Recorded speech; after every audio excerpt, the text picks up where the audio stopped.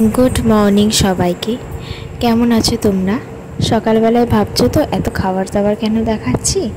তোমরা সবাই জানো যে দাদার বিয়ে, সেই জন্য মা দাদাকে একটু আইবুড়ো ভাত খাওয়াবে, তাই এই সব ছোটোখাটো একটা আয়োজন। সকাল থেকে উঠেই 5 রকমের ভাজা, 2 রকমের মাছ, মাংস, চাটনি, পাঁপড়, পায়েস এগুলো তৈরি করা হয়েছে দাদার জন্য। আর দুপুরবেলার দিকে দাদা এসেও গেছে, আর ওকে আমি একটু সুন্দর করে গুছিয়ে দিয়েছিলাম খেতে, তারপর আমরাও খেয়ে নিয়েছিলাম।